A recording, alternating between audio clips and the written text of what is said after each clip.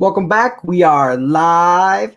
Chris Goldline Cards here in Che E&S Sports Cards. Another week What is up? of the Cardboard Corner. How are we doing today, Che? I'm doing well, sir. Thank you for asking. How are you doing? I'm doing awesome, man. I had a great day. Didn't have a headache all day for like the first time in a week. Went to work. Kids were kind of sick over the weekend. Everybody's feeling good today. So it was just an all-around good day, man. Good, good. And I got my Polar Bear Plunge shirt in the mail.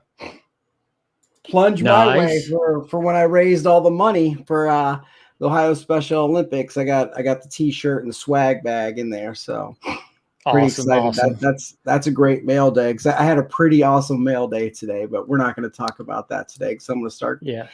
Yeah. I had a good mail day too. So good mail day. I woke up this morning, man, felt like $1 million. Felt the best I felt in a long time.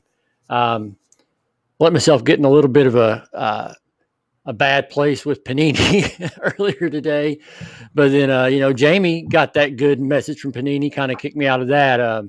He had an awesome experience with Panini today, but so I'm back at it. I'm back in good spirits.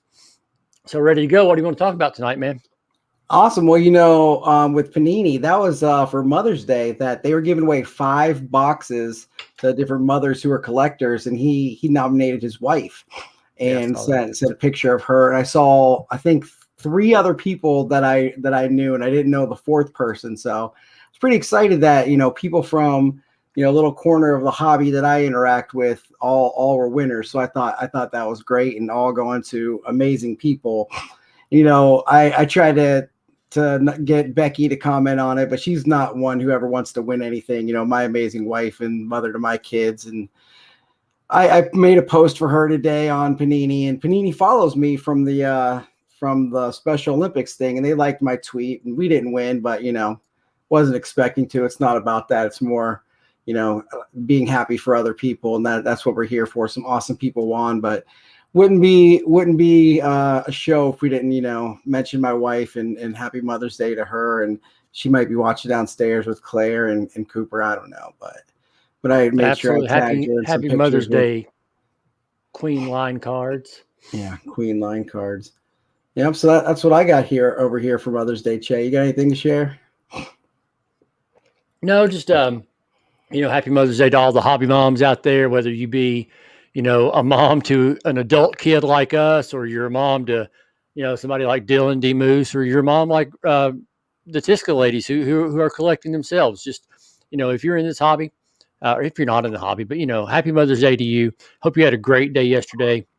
Hope that you were pampered and just enjoyed yourself and took the day for yourself. So absolutely. I got to mention one more thing, and it's my mom, because my mom, like 2 weeks ago, sent me a text message like, "Hey, I'm over at Meyer in Westerville. I'm gonna stop by in a little bit. You need anything?" I'm like, "Wait a minute, it's 2:45 on a Friday. They got card drops at 3:00. Like, can you go stand in line?" She's like, "Yeah, okay." So my 70-some-year-old mom walks herself over to the card line, tries to get something, and she got a Pokemon thing for Claire, which is awesome. But just the fact that she thought about it enough, or, the only time I've ever gotten a Walgreens hanger was my mom ran into it at Walgreens. So every time she goes in a store now, she checks her cards. I'm a 38-year-old man. I can find my own stuff or whatever. But she likes it. She likes being part of the Goldline family and getting Claire stuff and watching our Sunday videos. So, I got to mention my own mom and how she doesn't collect anything, except she still wears a Brian Greasy jersey every Sunday for the Broncos game. So she likes to hear our stories and watch us open cards and stuff. So absolutely. Happy Mother's Day to your mom. So awesome. So we got Tyler watching. She gets cards for you. Tyler's watching from the gym on the Stairmaster. Smash is here. Nick's here. D Moose is here. But if we're gonna talk about the Dodgers, since we're both wearing blue today. That's right. After the Reds took it to them, they are just crumbling. They've lost 7 straight series. Before we've talked about this could be one of the greatest pitching staffs of all time. Dustin May's now gone for the year. David Price is just a shell of his former self. I'm not even sure he hasn't even pitched yet, but Kershaw, Walker Buehler, Bauer's still dominant, but they're not getting the wins. The bats aren't there. Like, what's going on in Los Angeles, Jay? I don't know, but I'm here for it. But like you said, Bauer's pitching well. I think he's mid twos in his ERA, um, nearly 70 strikeouts in his starts. The bats aren't that bad. I think they're still like eighth in the league in runs, and they're batting nearly 250 as a team. It's not happening at the right time for them. And, I'm not sad about that. They've lost, well, they started 13-2, and, now they're 17-18. They've lost, they're 2-8 in their last 10 games, 5 straight series, I believe. It all started with a pummeling by, the Redlegs, and I love that. But no, it's a long season. Baseball is a long season. I think that, they got to be the odds-on favorite to come back and right the ship. But I'm not sad that they've fallen on some hard times for sure. I didn't want to. It makes it more fun. I mean, the way they jumped out at the gate, I just thought, well, this thing. I mean, they're just going to run away with this. So I like to see them come back down to earth. Want to see the Padres give them a good run in the West, and I am not in the least sad to see what's happening in Los Angeles right now, for sure. Oh, they're missing this guy right here too. So yeah. He hasn't played with a fractured leg, but Tom and Chris joined the show too. So thanks for watching, guys.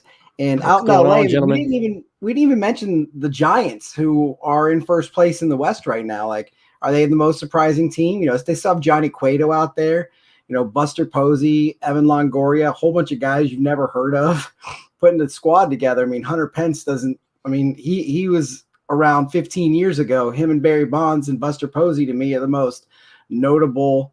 Madison Bumgarner, he's throwing 7-inning no-hitters for Arizona now. So, I mean, who's even over there in San Francisco? And with the Dodgers, like you said, they had all the fanfare, all the offseason. They're just like the Yankees. They bought the World Series, but, you still got to play the game.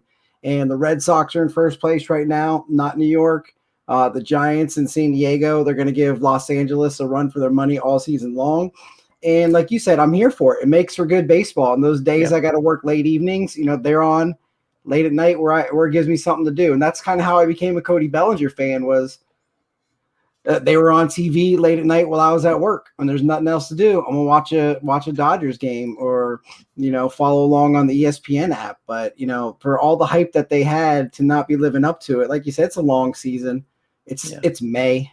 We're not even to the All-Star break yet. It was a couple of years ago, the Nationals were like terrible in last place and then won the World Series. So, there's a lot of game to play. But honestly, like you said, come October, who's beating the Dodgers in a 7-game series? I just don't see it happening, but just my opinion. No. Well, you just said something though. You said it's May, and specifically it's May 10th. Is that right? Yeah, May 10th. Yeah. There have been 4.7 no-hitters thrown in the big league so far this year as of May 10th. That's the most in any season since 2015. There haven't been even 4 in any season since 2015. Here we are in May. We've had 4 official ones, and then like you said, Bumgarner for the Diamondbacks had the 7-inning one. We haven't discussed this. What are your thoughts on should that have counted as a 5th no-hitter this year? I'll let you go. And then I'll give my thought on it. Absolutely, it should, because it was an MLB sanctioned game. Major League Baseball made him play 7 innings. He didn't choose to. It wasn't a rain out. If Major League Baseball said play 9 innings, he might have gone 2 more and threw a no-hitter. He might have gave up a hit the next inning. But nobody knows. When Major League Baseball says you're playing 7 innings today and that's it, and you throw a no-hitter through the entire game, that's a no-hitter. You say 4.7, I'm going to go with 5. Just my opinion. But, Madison Bumgarner's got a couple of no-hitters under his belt. He's one of the all-time, playoff greats to come through in San Francisco in a couple of years. But to not give him that, and what really gets me is the fact that Major League Baseball made that rule, and then they don't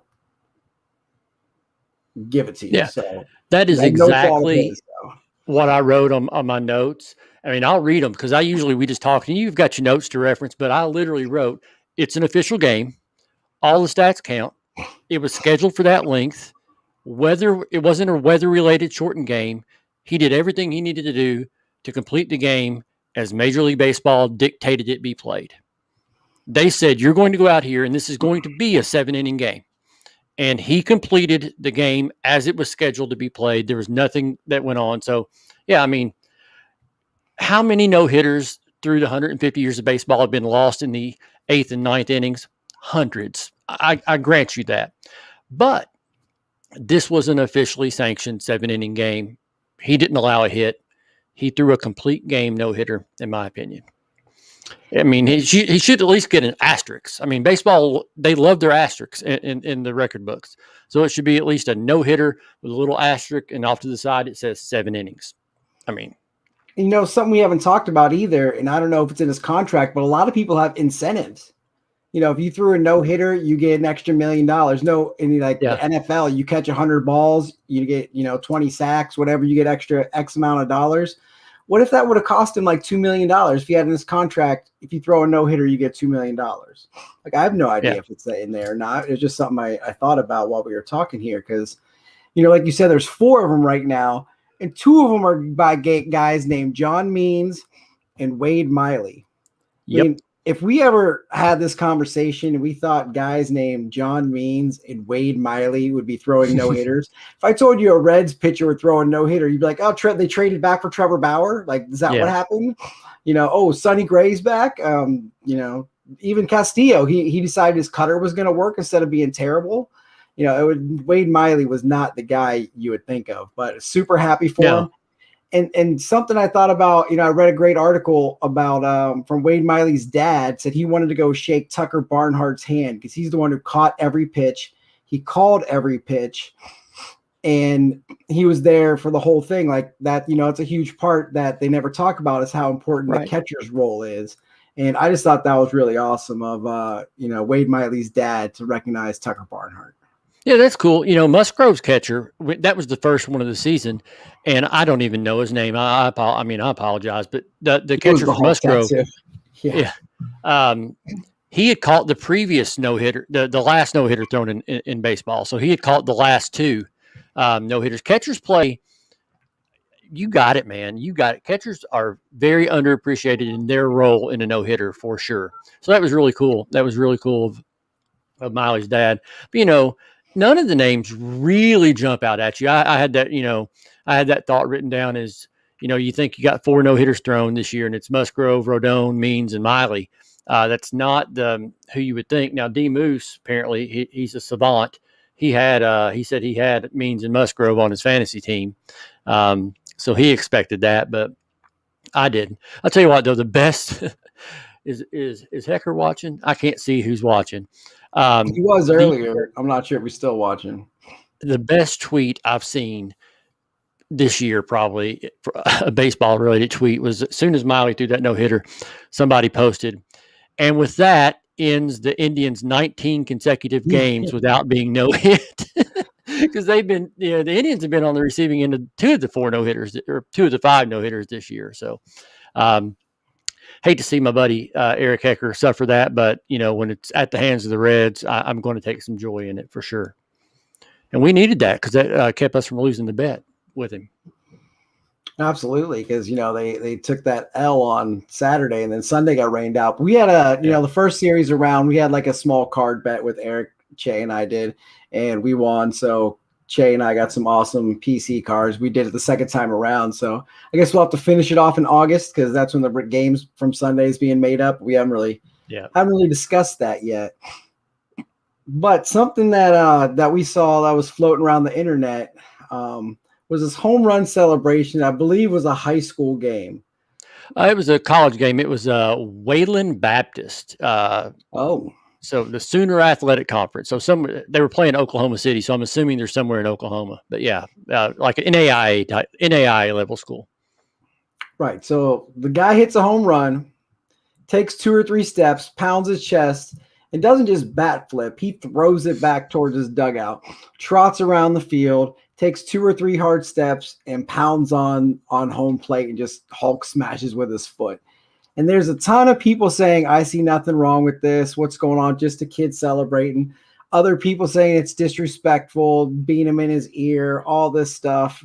There's two sides to everything, and you're really just seeing a video of a kid hitting a home run.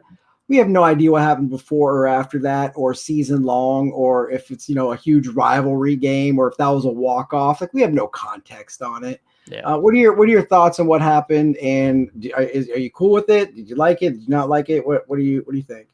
Well, I was interested to see, because this is something we have not discussed. I've got no idea what your opinion is, and I wanted to keep it that way. I didn't want to ask you because I kind of wanted it to be on the air to see, how we felt about this. I will say, I'm not a fan of the throwing of the bat. I thought that was a little bit over the top. However, I played baseball competitively from 1979 to 1992, so I'm kind of old school. I'm an old man. I came up in the old way of thinking. And so many of my contemporaries, people my age, feel like if the batter hits a home run, he needs to first walk to the mound and personally apologize to the pitcher, and then turn to the ump and say, give him another chance. I don't want him to feel bad that I just did that to him. I think batters should be able to celebrate as much as the pitchers do when they get the strikeouts. You look at Bauer walking off the mound when he finishes. I want them to have fun, right? So to give you context, though, that was a conference tournament game. That was the ninth inning. That team had been down. They gave up 7 runs in the first. They fell behind 8-0. And that home run was a two-run homer in the top of the ninth to give them the lead in an elimination game of the conference tournament. So when he's celebrating at his own dugout, I've got no problem with it, man. Good on you, son. Have fun. Don't throw the bat next time. But other than the bat throw, and that's just because I don't want to be that guy, but that could be that bat, when you throw it, you never know where it's going to go. Leave that part out. But if you want to strut your way around the bases. Man, baseball is a dying sport, and I love it. It is a sport that I grew up on. It is my favorite sport. It's the sport I still love to collect. It's the sport I still love to watch. And if we need an injection of energy to get young people involved in the game, man, these archaic 150-year-old unwritten rules, you can't do this and you can't do that, and you're going to get one planted in your ear next inning if you do this. Man, I want to see them have fun. That was a little more than what I like to see as far as the bat throw, but man, I got no problem with it other than the bat throw, and that's just for the safety sake of his pitcher, the umpire, whoever. That's really my only issue with it. Yeah, I thought the bat throw was a little much, whether it was safety or not. Just, bat flip a little bit, that's fine. Dropping it, something like that's fine. But to turn around and literally just throw it back towards your dugout, that's just a little over the top. And, I told you, or I didn't tell you, but I pitched my entire life until I had Tommy John surgery. And I have changed my stance on this very much since I was a player. If you sat there and pimped a home run off me, you're getting one in your ear hole. And now I would go up and be like, man, you smashed that. Like, that was awesome. Like, you just destroyed me. I'll tell you, I played a game. We were in the U18 World Series at Indiana University. I was playing for Team Ohio. And Drew Stubbs, which you might remember from the Reds, hit a home run off me that probably hasn't landed yet. He was on Team Texas, and he hit the ball. My catcher even told me after the game he was mad at me because I wasn't throwing the pitches he wanted. So he called me a fastball, and he told him what I was throwing, and he hit the ball so far. And that was one of the games, like, after the game, I just changed my whole tune on that because I was like, man, you destroyed that. Like, who are you? Where are you from? Like, nobody had ever hit me like that ever. It was in that moment, it was like, okay, this, I haven't been having fun. This was more monotonous and out here like a robot. So after that, I just started having a lot more fun playing the game. And it was like that moment where I got destroyed by, I had no idea who Drew Stubbs was at the time, 5-6 years later, like, oh, that was that guy. Cause I got it on video and, scorebook and stuff. But, the celebration, the pounding of the chest, what young kid's not going to do that now? You see, Tatis doing it, Acuna doing it, and these major league guys. And like you guys said, I had no idea it was a 2-run home run to complete an 8-run comeback. I mean, I might have started doing cartwheels around the bases. I mean, he didn't slide into home. He didn't, do any backwards walking or moonwalks or anything. He kind of strutted around second a little and, slammed into home plate. But only thing I didn't like was the bat toss. Yeah. And I just I thought think it was it makes a difference too that celebration was toward his own dugout, not toward the opposing dugout. I think that makes a difference as well to me. But yeah, like I'm glad we both agree. The bat throw was the only thing I had an issue with on that. Yeah, so do you think he's going to get drafted? Because next we're going to the NFL talking about the draft. Which NFL player do you think was drafted to the best spot to go in and succeed? You're going to think I'm just saying this because of who he played for, but I've read other opinions that are of this same opinion. I truly think Jamin Davis going to the Washington Redskins is set up for a Defensive Rookie of the Year type campaign. He went to a position of need on an otherwise, pretty good defense. The kid is just super athletic special. He's a first round draft pick, going to have the job is his to lose.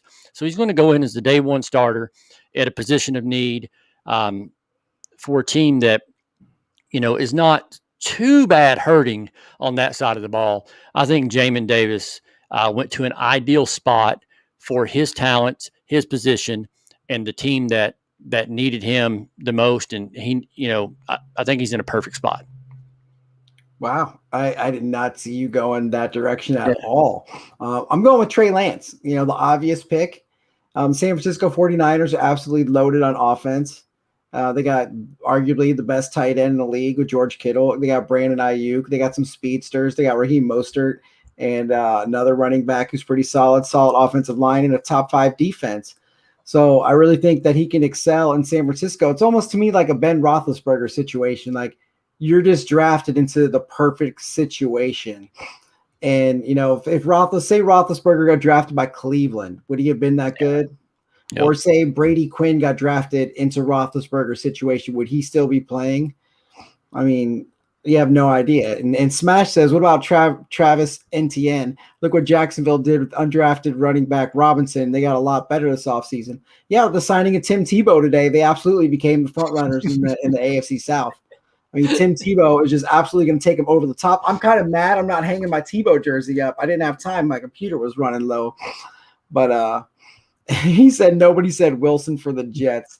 Yeah, the Jets are just an absolute dumpster fire on offense, in my opinion. They've got nobody there. But yeah, Travis Etienne. I am Najee Harris, is it? Najee Harris. From Pittsburgh. I mean, I know he's going to your squad with Benny Snell on it, but they need a smash mouth, hard nosed Jerome Bettis type running back, and that's what they got. They got Derrick Henry 2.0. Yeah. So we're really digging on that too, and those are my two picks. Cool. I can't argue with them. I can't argue with either one of those. So draft day came and went, and the biggest news on draft day was when Adam Schefter dropped that Aaron Rodgers wants out of Green Bay. And then you see Joe Horn upset because when his son was drafted number 8 by the Carolina Panthers, they didn't give him any attention at all. I mean, you're drafting number 8 overall, first defensive player, and all they want to talk about is Aaron Rodgers the entire time. Now, it came out later, just a couple of days ago, that Schefter said no new news came out that day.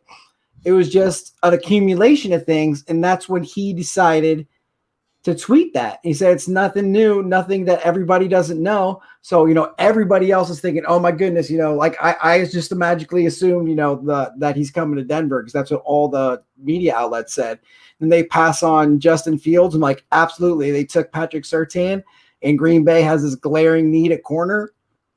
Yeah, we're trading Surtain and we're getting Rodgers. It doesn't make any other sense why you'd pass on Justin Fields.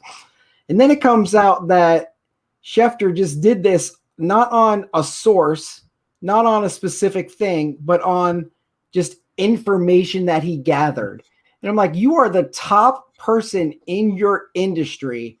you're dropping a bomb like this on draft night with all these young kids and all their futures and everything. And the biggest story is going to be something that you think is going to happen with no credible sources. As a guy with a journalism degree, I didn't like it at all. I mean, the night of, I assumed that, Rodgers called Green Bay and was like, hey, this sucks. I want a new contract. I didn't get one by draft day. I'm out. But it comes out that didn't even happen. It was just, I felt like tweeting it today. Cool. Like, no, that's not cool in my book. Yeah, that was weird. I still believe, Schefter's he's got a reputation. I read a couple of the stories. I do think it's solid information. I think he's got some solid sources. I do think that Rodgers wants out. And I think it's been kind of semi-confirmed since then, hasn't it? That Rodgers does want out. The timing, you're right. It is really suspect. Was he trying to utilize that day? I didn't watch the draft, so I didn't see, we talked about this on our last episode. I'm not a draft guy. I don't get excited for the draft, probably because I don't have an NFL team that I grew up just being passionate about. But, so I didn't get a chance to see those kids getting ignored because of talking about Rodgers. It didn't have to be that night. It could have been the next day or Sunday. The draft was 3 days. He could have dropped it on Sunday. It wasn't a bombshell. Nobody else was going to run with the story. That's obvious. So yeah, poor timing. Poor timing on his part, considering it was surprising that it wasn't anything new. It was just he decided this is the day I'm going to do it. Kind of odd. Out of character for him, I believe. Thank you. Appreciate it. Whoever said that. And then somebody else said something. Buckeye Cardnut said, "Love the shirt. Thank you." Yeah. But no, just kind of odd. It just didn't bother me as much as it bothered you because I wasn't watching. So I didn't have the context of this is what was happening to these draft picks that were getting completely ignored. But I did find it strange. But I do think that I think he does have good sources. I don't think he's just putting something out there willy-nilly. I think what he's saying is true.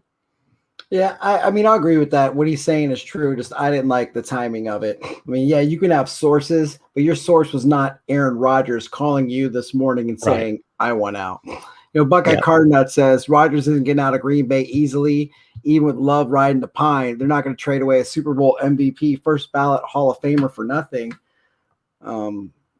Yeah. Then the whole Brett Favre situation comes to mind. Denver would easily give up, 2 firsts, Bradley Chubb, Patrick Surtain. Who says no to that? Right. And Teddy Bridgewater, because you're going to trade Locke away. Locke and Love are the same thing. But Teddy Bridgewater could at least be, more of a veteran and a presence in the locker room and kind of a mentor for Love. So, yeah. So, that was last weekend. We talked about last couple of weeks. We've both been in a hobby lull. I'm in the Midwest Box Breaks Discord hobby shop, and I haven't sold a card in a month. Last Saturday, I had my big auction. And other than that, I shipped out 42 packages this week.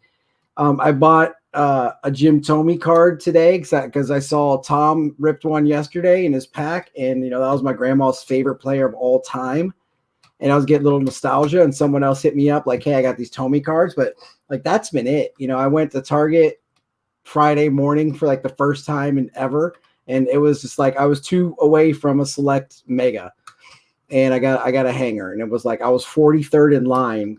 I got there at 7:45 and I was 43rd in line. I see all these drops on Twitter. Target and Walmart had a ton of drops this week. I got a select mega, and all these people are getting, you see them with 3 megas of select, 3 megas of Prism. You got 14 Bowmans and all this stuff. And you see everybody posting their hits. It's it's great for you. That's awesome. I'm super happy you got stuff. I'm totally jealous because I didn't too. I'm not even going to lie because I wish I did. But the hobby lull's there for me right now. And I don't know if it's because, there's no NFL. And that's my main sport. The Reds are just on. I'm not really in the NBA or the NHL. So, kind of those 2 sports are winding down and baseball is just kicking off. So, maybe just the current products that are out that I'm not digging. I'm not really sure what it is, but yeah, I'm kind of in the funk. Just, we talked about earlier, we both are. What Yeah, are your thoughts on the hobby funk? I definitely am. I think for me, it's a combination of things. One, I'm in week 3.5, almost 4 weeks of this big fundraiser that Tom and I are doing, and that's taken up a lot of my time. Two, I bought a ton of Topps Series 1 when they came out, and those really aren't readily available at retail anymore. And even my hobby shops, Jimmy's, Kentucky Roadshow and Baseball Card Warehouse there in Lexington, haven't had hobby of Series 1 in weeks. And I am not going to chase select football with 100 card base set and all those parallels in every box you see. Look at these 3 Herbert and 2 Burrow I got. I think that will be the most precipitous dive of singles prices that we've seen in a long time on the select. And I'm not going to overpay for boxes and wax of a product that is going to tank in value coming up soon. I'm just not. So I'm not even chasing that. So yeah, I haven't bought cards in 2 or 3 weeks. I have one eBay listing right now. It's a Jesus Luzardo autographed to 5 that I'm asking way too much money for. That's been up for like 3 months, but I'm just not going to come off of it. I've had it for a year, and eventually I think I can sell it at what I'm asking for, but that's my only eBay listing right now. So I'm not buying. I'm not selling.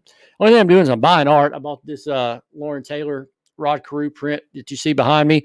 I liked it so much, I ordered a Fergie Jenkins and a Tony Gwynn. They're on their way. So I bought a little bit of art. I'll probably buy something from Ken Carl here soon. He worked with us on our auction. I started looking at his stuff. Truly talented guy. Fell in love with a couple of his pieces, so I want to buy some of that. I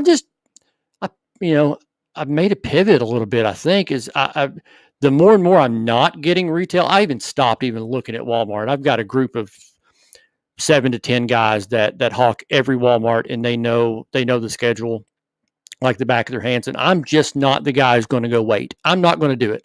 I kind of tried at one of the Walmarts the other day. They have a limit of 2 per person, so you possibly can get some if you get there in time. And when I walked in behind the rep. I knew she was there. I waited around in my car for about an hour. I went in, saw the group of guys who are always there and know what they all look like, and I was like, I'll wait till I see a couple of them walking out the door, and then I'll know that she's stocked, and I'll go in. And I sat there for like an hour listening to the radio, and I was like, screw this, man. I can't. I wasn't even in the building. I was in my car in the comfort with AC and listening to the radio, and I couldn't do it. I couldn't wait for more than an hour for retail. So I'm not going to go camp. I'm not going to do it. So I'll stick to buying some singles of the cards I like, and just kind of adapted the way I've done the hobby. When Series 2 flagship comes out, I'll go buy a bunch of that. I always do. It's my favorite. But until then, I probably won't buy anymore. And you're muted. Okay. Yeah, I just wanted to make a comment. Buckeye Card Nut said that, did you see the response from Panini about retail product today? Yeah, they said they were going to address the issue. They didn't address anything. No, they wrote an email to tell you nothing. They said, hey, you know what? Target put this limit in line at some places, but not all of them. We are going to continue selling at Target and Walmart because we already have. And Walmart, we're not sure what they're going to do in the future, but they might do something. So, Che, I might get some product at Target or Walmart in the future, and Target and Walmart may or may not have limits in the future. And basically, that's what the email said. Like, hey, we're going to address things, and they didn't address anything.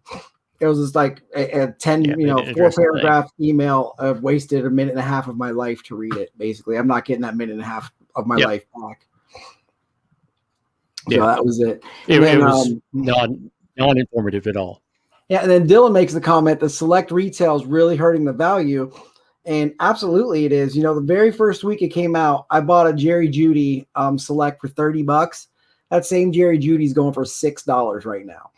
Like, I jumped ship, was like, man, I really want this. They have such good color parallels and die cuts and stuff. So my buddy PJ, he goes by Western Phil, was selling a Judy and he wanted $30 for it. I'm like, I have no idea what this worth, but PJ's my guy. He's like a hobby friend of mine. He's in a couple chat groups we're in. I'm like, okay, $30 seems like a good deal for, a number Jerry Judy.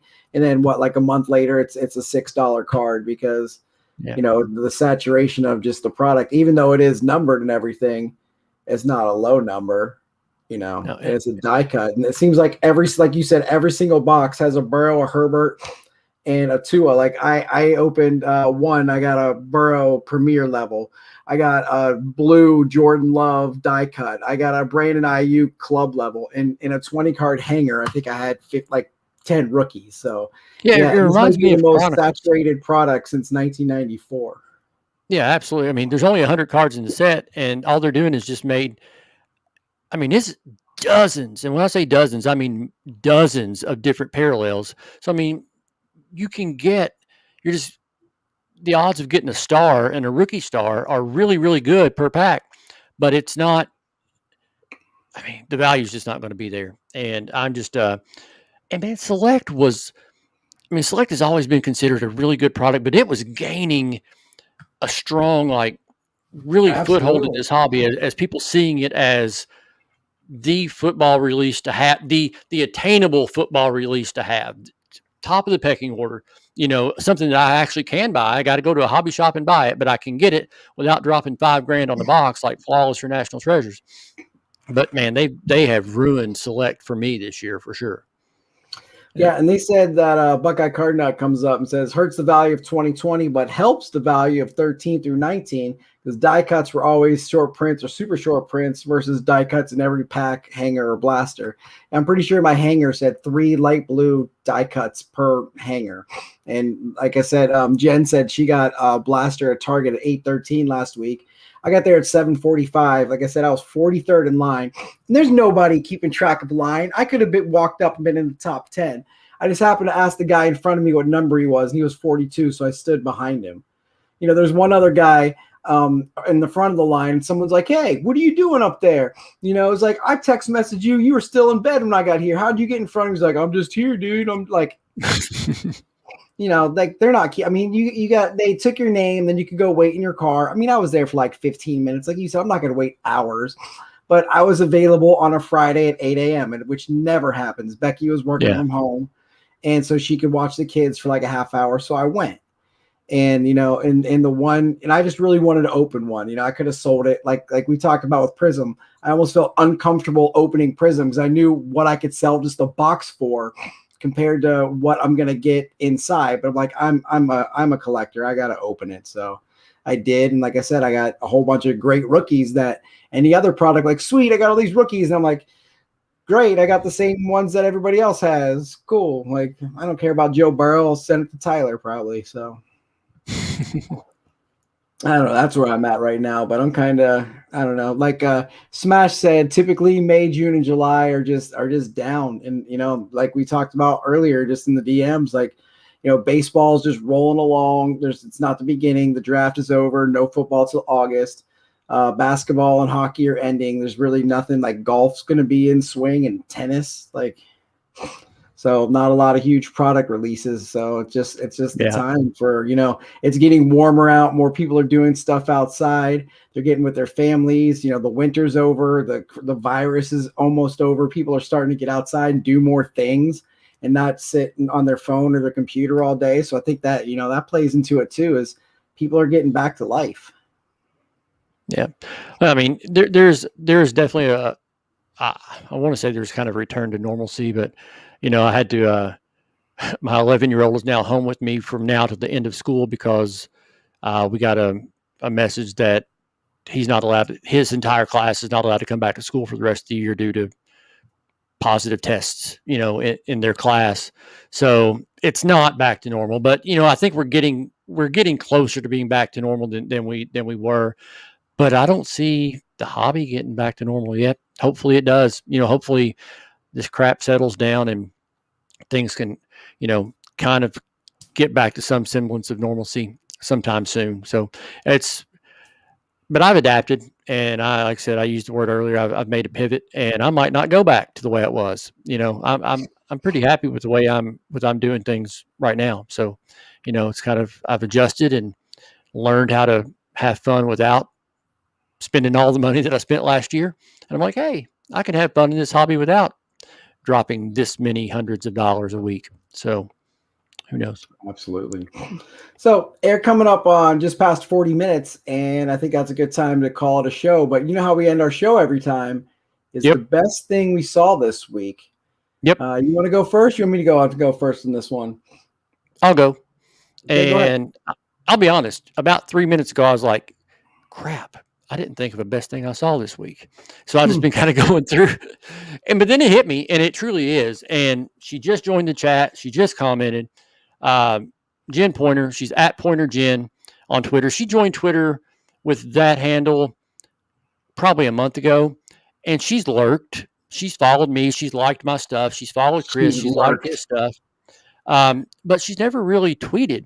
And then I opened Twitter 3 or 4 days ago, and I see a notification that she's now tweeting about cards she got. She ordered some cards from you from your auction, and she was showing off her mail day, and she was in line. She just said she was at Target this morning getting a select. But just to see one of my best friends in the world who has never really been a collector, bless her heart, she's always been a Steelers fan. Can't hold that against her. She's a huge Steelers fan. I've never met a bigger Steelers fan. She's been a sports fan. She loves Yachty and the Cardinals. She's always been a sports fan. But she told me, through watching our show, through watching the comments on my Twitter and seeing this sense of community has drawn her into this hobby. And at first she came in just to enjoy the sense of community, but now she's buying cards, and I love it. And she's sharing her cards on Twitter, and she's getting followers, and I'm here for every bit of it. And it made my week when I saw it wasn't that she was replying to me or she was liking your post. She set out to compose a tweet and didn't tag me, didn't tag you, just said, hey, look at what I got today. And I was like, yes, that's awesome. That's the best thing I've seen this week. Made me smile. Yeah, and she sent me today, I'm not going to get into the details, but probably the best rack I've ever received, and then one of the nicest notes. Her and I've got one saved from K-Dub from about a year and a half ago. That, I save all the notes, but I got those two especially set aside as like the most meaningful ones you get. And then we talk about Mr. K-Dub, Kyle, and the best thing I saw wasn't just this week, it was all week long. And it was the rack mail days. So Kyle put together just, tag a whole bunch of people, retweet. And on this day, we're all going to send about a whole bunch of PWEs and write on the envelope rack mail day. So all week long, I got one from Dylan. I got one from Kelly. I got one from Garrett Adair. I'm sure there's more downstairs that I can't think of at the moment because I'm kind of on the spot here, but I got a whole table full of them to open with my kids here soon. But then you see all the posts of other people, and that's what I'm here for, is like you said, the sense of community. How many people this week posted a rack mail day envelope that they received? And I thought it was just awesome that one tweet from Kyle, he reaches so many people, and then everybody else just, hey, I'm going to, I got one from Minuteman Scott. He lives down the street from me. He lives like 2 minutes away. He's sending me mail. Like, I'm going to see him in 2 days, and he's sending me mail. Actually, it was a Cooper Cup, so he's sending my son mail.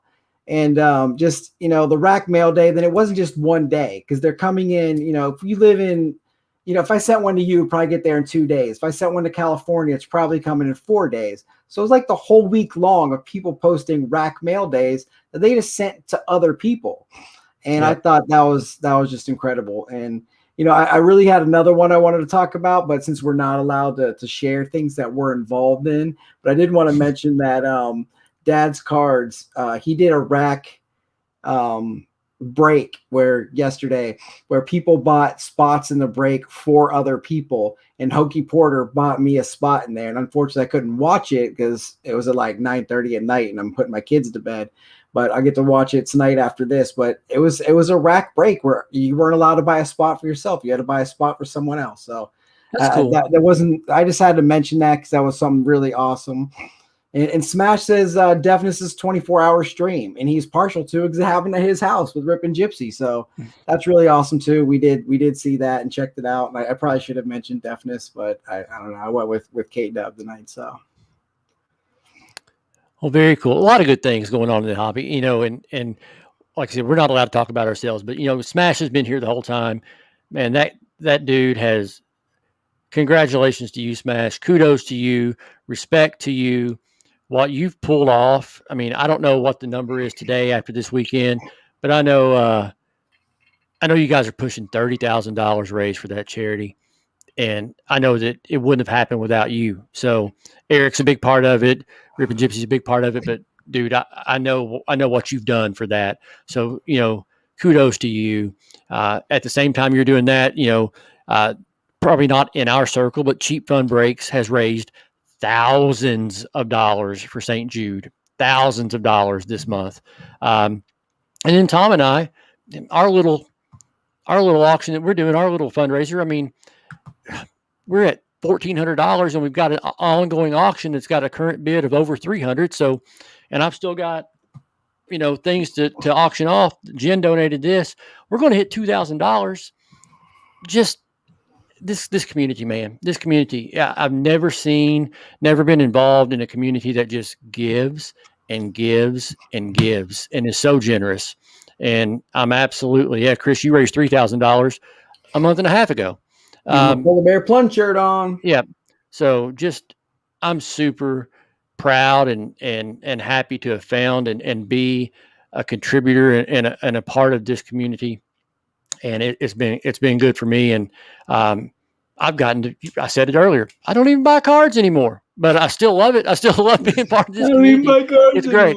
Yeah. So that's all I got, man. That's all I got. We got the website scrolling on the bottom for the Jed Foundation. I put that across the bottom. So it's donate jedfoundation.org/fundraiser 321-6248. Should also be in the description of the show. So make sure you check that out. Ripping for the cure. You can find it on my pinned tweet. My pinned tweet as well has got it right there. Lot of awesome things going on. But we're at 47 minutes. We're going to go ahead and say peace. Thank you for watching. I hope you guys enjoyed our show today. And Che will be back with Tom next week, and I'll be here again in 2 weeks. We got the Friends Around the Hobby tomorrow, which is going to be awesome. Che's joining, our buddy Ben Engler, Nick Lucchese. He's watching now. He's going to get so mad I called him Lucchese because Claire likes to call him Nick Lucchese. And our buddy Vito are going to be on. So that's going to be a good time. 8 o'clock tomorrow night around the hobby. So, yep. All right. All right. Thank you guys for watching.